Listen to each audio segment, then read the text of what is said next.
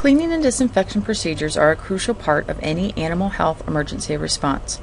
Responders working at sites of animal health emergencies will be exposed to disease-causing organisms. Measures must be taken to decontaminate individuals and to disinfect all personal protective equipment prior to leaving the response area to prevent the spread of pathogens to additional animals, locations, or response personnel. This just-in-time training presentation will overview measures for personnel decontamination and personal protective equipment disinfection. Personnel disinfection stations should be set up adjacent to or at the entrance-exit points to the infected premises. The location should be on flat terrain with an impermeable surface, such as plastic sheeting, to prevent fluid infiltration into the soil, while allowing containment of fluids and easier cleanup of the area following procedures. The area should be large enough to house the necessary C&D components, including the disinfection station, water supply, and wastewater containment.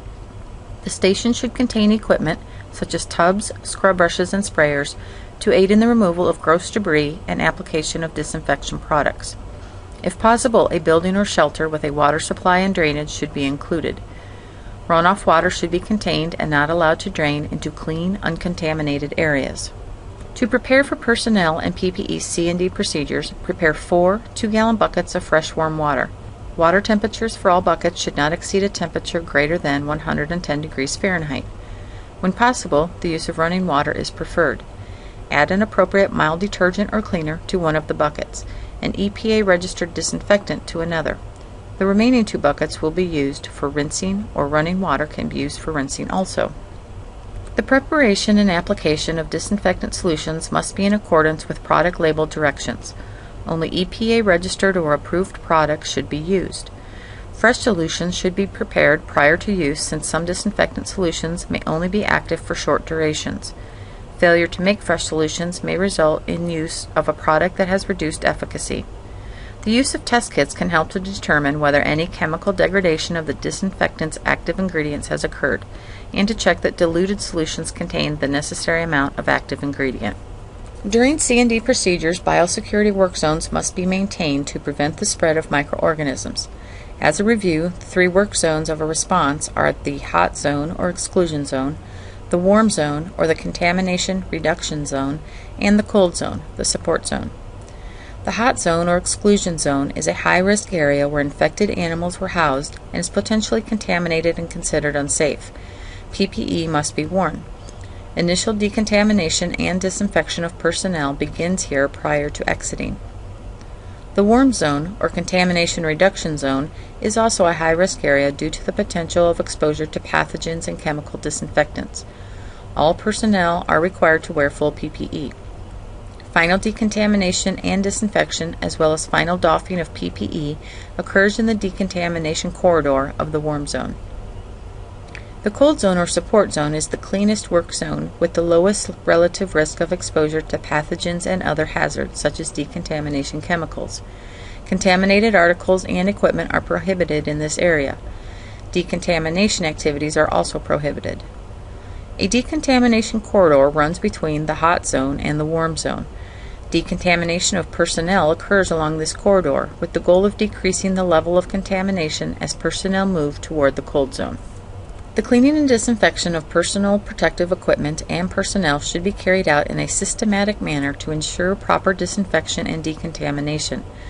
Following a basic C&D protocol will ensure efforts are effective. The best C&D protocol, regardless of item, involves a cleaning step, which includes dry cleaning and a thorough wash and rinse, followed by the disinfection step, which includes disinfectant application, appropriate contact time, followed by rinsing and drying. Begin the C&D PPE doffing procedure in the hot zone by dry brushing the exterior of PPE to remove any gross contamination. Be sure to scrub organic debris off the bottom of boots. Spray the exterior of PPE items with an appropriate disinfectant solution and enter the decontamination corridor. Upon entering the decontamination corridor, a detergent solution should be applied from head to toe to any reusable clothing items, such as waterproof or nylon coveralls, using a scrub brush or a low-pressure spray to remove gross contamination. Pay particular attention to creases, zippers, and collars. Reusable footwear, such as rubber boots, should also be washed, ensuring the soles are cleaned well.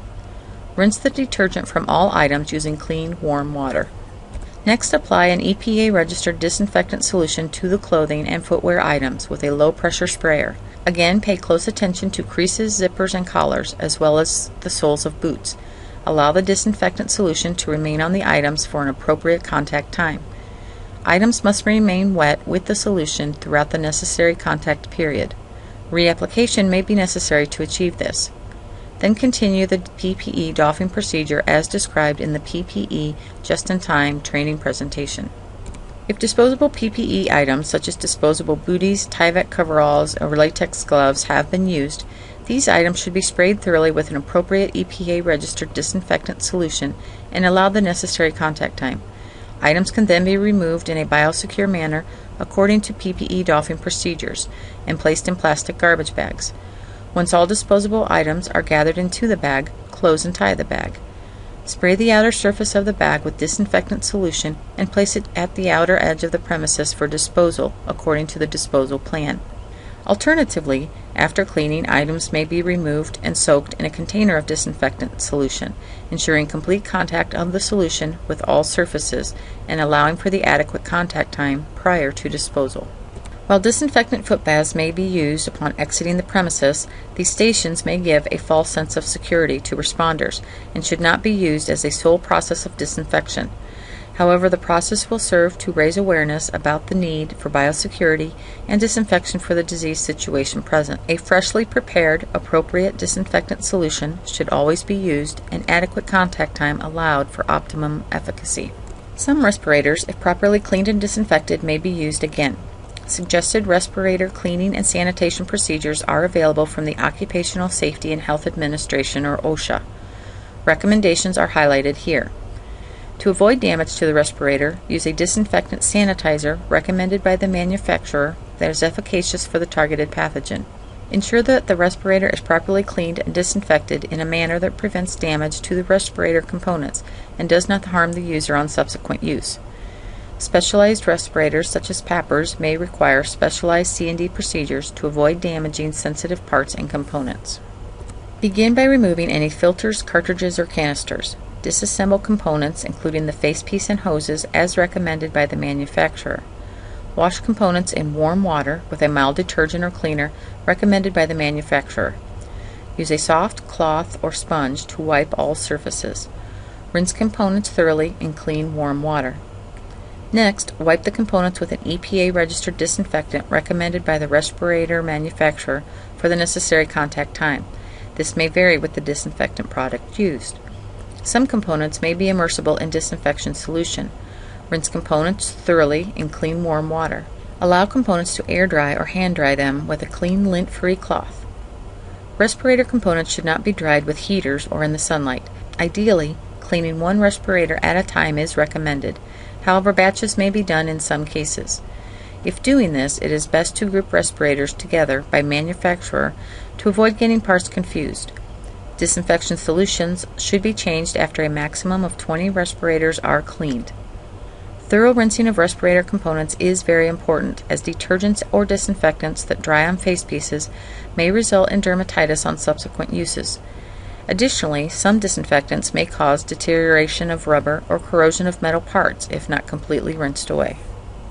After doffing all PPE items, clean clothing and shoes should be obtained in the cold zone. Privacy, such as a tent, metal shed, or trailer with a shower for changing needs, should also be provided when possible. Warm water with antimicrobial soaps, scrubs, or hand cleaners should be available for personnel decontamination.